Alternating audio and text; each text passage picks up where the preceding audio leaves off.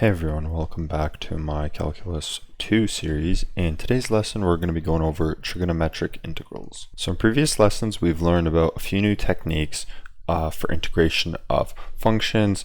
Perhaps we had like two completely separate functions. Maybe we had a derivative of something and then the function itself. But how about this function? This is not something we have yet learned how to evaluate and we'll be doing today. So if we have the integral of cosine to the power of 3 of x, we would think that, okay, well, we kind of have two functions in here, right? We have like cos x, and then we also have like x cubed, or maybe you want to say like u cubed, because it's a totally different function. And then one would think that, hey, I've learned kind of how to deal with this, and we can use something like chain rule. But I'm going to show you right now that chain rule doesn't actually help in this question. If we say that u is going to be our inner function, which is cos x, right? Then the derivative du, well, we would have a dx here.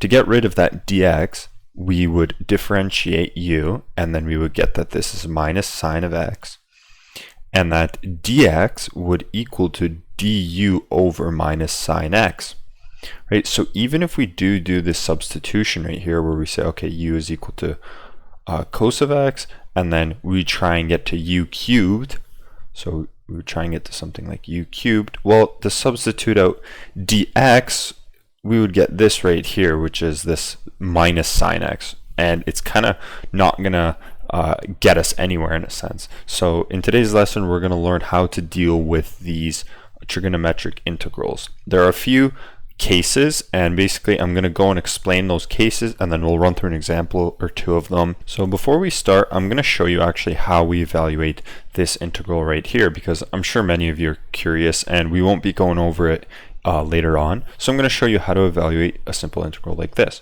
Firstly, we need to remember our formulas for trigonometry. So one of the formulas that we had was that sine x, or sine squared x, plus the cosine squared x would equal to 1. So using this formula, we can kind of break down what we have in here. If we take a look at it a little more closely, cos cubed x is really equal to cosine squared x times cosine of just x. We are going to break it down right now, and we can see that this cos squared, well, we can rearrange for cos squared over here and kind of solve for it. So we would say that cos squared x is going to equal to 1 minus sine squared x. And now let's substitute that in to kind of break this down a little bit. And now, well, we have simplified it as far as we can, and we're ready to throw it back into our integral. And finally, we can use Usubstitution, because we see that we have this sign here, and then we have its derivative out here. We can end up using Usubstitution. So I'm going to go ahead and do that.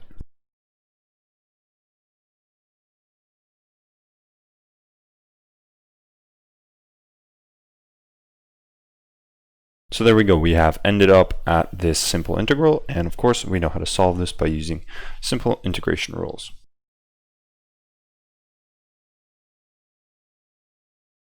And there you go, we are finished, and this is the final answer for that integral. So we can see that we did end up using Usubstitution, but it was in a later step before the simplification, and that's kind of how everything else in this lesson is going to go too. So here we are with the first kind of section of this lesson, and it's going to be evaluating integrals in this form right here. Now I've put sine of a and cos of b in different colors because I kind of want to make a distinction that those two are different numbers and they could be any power. And here we go with the first kind of rule for this section. So if b is odd, meaning the power of cosine is odd, then we're going to save one factor of cosine and use this formula right here to kind of simplify. So let's grab a look at how that would go. Essentially what we're saying in this case is that b is odd. So if b is odd, that means we can write it something like this, where k would belong to the integers, right? Because it's odd, we can write k as a integer multiple of 2 plus 1, because we don't want it being even, so it's just going to be plus 1. And if we go on to do the substitution, we're going to end up getting something like this. So now that we've substituted k plus 1 in, what the rule is saying is to save one factor of cosine. So I'm going to go ahead and show you how we can do that. So we have removed one factor of cos x from this term right here, but the equation basically stays the same. So now the rule tells us to use this up here. And in order for us to use that formula up there, we would need it to be cosine squared. So how can we do that? We can bring out one of those powers and have it cosine squared to the power of k, and that would be essentially the same as writing it as 2 times k. So I'm going to go ahead and show you how we would do that. And there we go. Now we have achieved our cosine squared x. And finally, we can sub in the formula. So there we go. We have got kind of to the same point that we have over here. And now what we can do is we can use Usubstitution. So if you want to memorize this, you can, but again, I'm not really like a fan favorite of memorizing. So I kind of know, because we have included this factor of cos x, what we're trying to do is we're trying to get rid of this cosine stuff. As you can see, we've already converted these coses to sines through that formula, and we've left out this factor right here to do the Usubstitution using u equal to sine of x. And the reason we would do that is because, well, du over dx would equal to cosine of x, and then dx would equal to du over the cosine of x, meaning that we would cross out this extra cosine, essentially getting rid of it. And then from there, you would just kind of expand the integral, and it would be pretty simple from there. You would just get single terms with sines in them, and you kind of know how to solve that already. So now we have the opposite scenario, and the scenario is that if a is odd, before we were talking about if b was odd, so the power of cosine was odd. Now we're talking about if the power of sine is odd. So if the power of sine is odd, we're going to do a very similar approach. So we're going to say that we're going to save one factor of sine x, and then we're going to kind of get rid of these sines by using this formula right here, essentially converting it to coses. And you can almost imagine what we're going to use in the Usubstitution. So let's say we have that same integral of sine a x times the cosine of bx dx, and because a is odd, well, we can say that a is an integer multiple of 2 plus 1, where k belongs to integers. And now if we do that substitution, the integral is going to look like this. And again, the rule is telling us to save one factor of sine. So I'm going to go ahead and write that right now. Now that we have saved that one factor of sine x, what we want to do is we want to convert this term right here to a sine squared x, so that we can apply this formula up here and kind of get rid of those sines. There we go. We see our sine squared x term, and the last thing to do is to substitute 1 minus cos squared in for that term. And there we go. We have substituted in 1 minus cos squared. All that's left to do is to do the Usubstitution. And for the Usubstitution, we're going to use that u equals to the cosine of x. And again, the reason we do that is because the derivative would be minus sine x, and then dx would end up looking like du over minus sine of x, essentially crossing out this extra sine term, and we'll be left with only coses, and we can take it from there. So let's say we have this example over here, and first thing to do is to recognize, okay, which power is odd? In this case, the sine power is odd, so we're going to be following rule B. All it's saying is to save one factor of sine, and then use this formula over here, essentially converting the sines to coses. So let's go ahead and do that. Now that we have saved one factor of sine x, the next thing to do is to use that formula. And actually, I'm going to go ahead and write it right here just for reference. But to use this formula, we need a sine squared x. And right now, we don't see a sine squared x, but we can make it using this term right here. And that's what I'm going to go ahead and do. Now that we have made that term, all that's left to do is make the substitution right here. So we have simplified the integral, we have followed the steps of the rule B. And now what the rule was telling us is that we need to make a u substitution where u is equal to cosine of x. Again, you can memorize it. I don't like to memorize it. I just see this sign out there and I kind of can figure out that we're going to be using the opposite, which is kind of u equals cos. So let's go ahead and do that.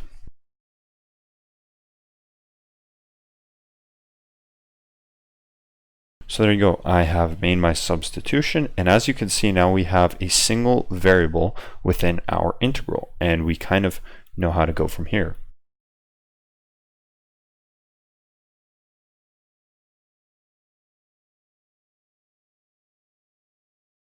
So there we go. We have completed our u substitution, and we've solved the integral in terms of u. All that's left to do is to convert back this u to what we had before, basically undoing it. So here we said that u is equal to cos x, so everywhere that I see u, I'm just going to sub in cos x. So there we go. We have solved that integral using rule B right here. And essentially, if the integral was under rule A, well then it would be the same process, except we wouldn't be saving the sine term right here, we would just be saving a cosine term. So now moving on to the second section of this lesson, and it's evaluating integrals in this format right here. So we no longer have sine and cosine, we now have tangent and secant, both to arbitrary powers and b, and again I've color coded them accordingly, so refer back to it when you see it here. So the first case, or rule A, is if b is positive, then what we want to do is we want to save one factor of secant squared x to essentially get rid of that secant squared and convert it into tangents using this formula right here. So let's say that we were to have this integral right here. This is how it would go. So essentially we're saying that b is positive, and to be positive it would mean that b is an integer multiple of 2, where k belongs to integers. And now we can make this substitution right here. So we have made the substitution, and now the rule is telling us to save one factor of secant squared, so we can use that formula. So I'm going to show you how we can do that. There we go. We have isolated for secant squared, and now the rule tells us to kind of get rid of it by using this formula up here. So I'm going to go ahead and do that. We have converted this problem to tans, except this last little secant right here, and we can get rid of that by simply doing u substitution where u is equal to tan x. So now for part B of this little section, we're going to say that if a is odd, and a was referring to the power of tangent, so if a is odd, then what we want to do is we want to save one factor of secant x tan x.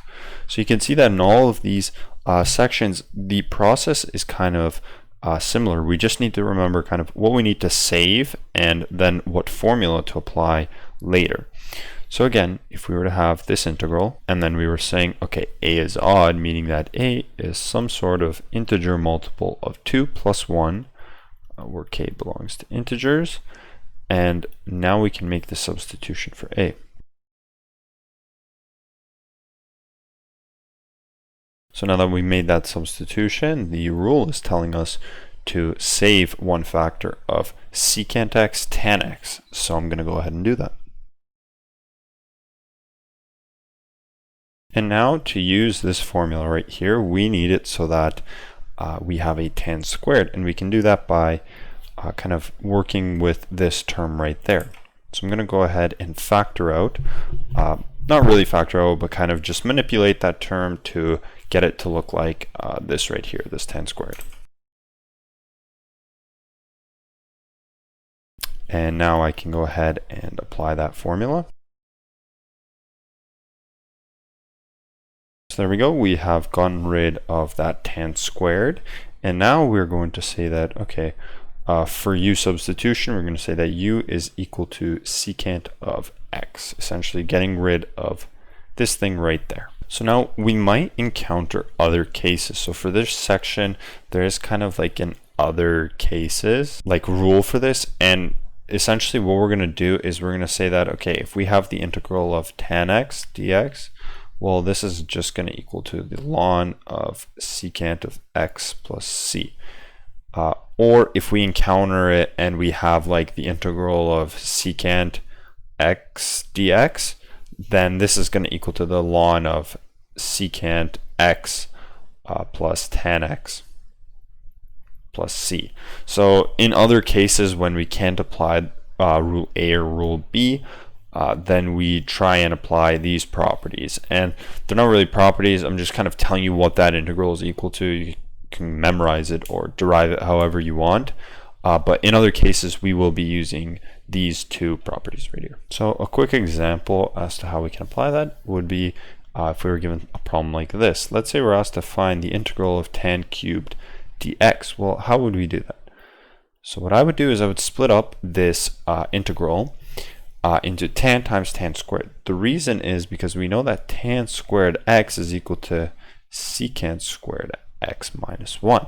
And we can kind of, we'll see how the problem will go once we do this conversion.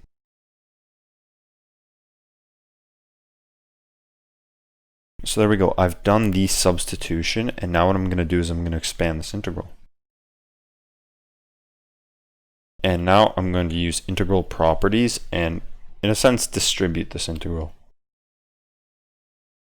We have now broken this up into two separate integrals. And what we can do is we can see that, well, this right here, we can't really do much with it, apart from we know that we can apply this property that we just learned right here. So that is a pretty simple solution to that integral. So there we go. But now how do we solve this integral right here? Well, this integral right here is going to be a simple matter of Usubstitution. So we're going to say that, okay, U is equal to tan x du over dx is equal to, well, that's equal to secant squared, which is perfect because it's going to cancel out the other term. And now dx is equal to du over secant squared of x. So this integral over here is going to equal to just u du. And we know that's going to be equal to u squared over 2 plus c.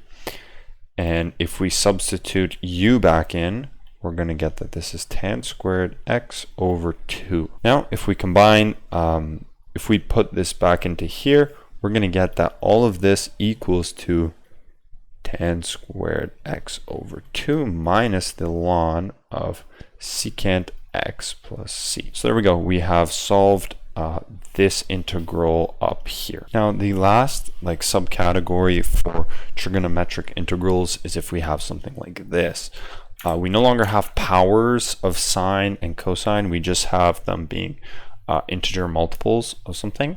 So in this case we're just going to use like a couple of angle formulas that we know, and it should be pretty easy to break it down from there. So we can treat this mx right here and nx right here as a singular term. And so when I'm going to be writing it out, I'm going to be saying like, okay, sine of x, and essentially x is the input to it, and the input to the sine would be mx or nx in this case. So just a little heads up. So if we had the sine of x times the cosine of y, so two different functions with two different input variables, what that's going to equal to is going to equal to the half of sine of x minus y plus the sine of x plus y. So pretty easy, you just half it, take the sine of both of those variables. However, in the first one you want to subtract, and the second one you want to add, or vice versa. It doesn't really matter because the order of addition doesn't matter. Now if we had something like, okay, the sine of x, and then we had times the sine of y, so now we can see that it's the same function, however different inputs. In this case we don't want to use the sines anymore. Right here we're going to use the cosines, so it'll be cosine of x minus y, and then it'll be minus the cosine of x plus y. So just a little bit different, but you can kind of see similarities there. And lastly, now if we have the cos of x times the cosine of y, so same function, the cosine, However, we're taking in different inputs to it. This will equal to half times the cosine of x minus y, and then now it's going to be plus the cosine of x plus y. So there we go. If we encounter anything in this form right here, all we're going to do is we're just going to apply one of these three formulas based on the situation that we have. So that's it for today's lesson on trigonometric integrals. I hope you learned how to kind of approach these problems using these like sets of rules. You can just memorize them, or again, you can kind of think a little logically about them. Anyways, if the video has helped you out at all, please like and comment as to what I helped you out with. Like usual, if you're new to the channel, please like, comment, and subscribe. It'd be greatly appreciated. And yeah, I'll catch you guys in another video.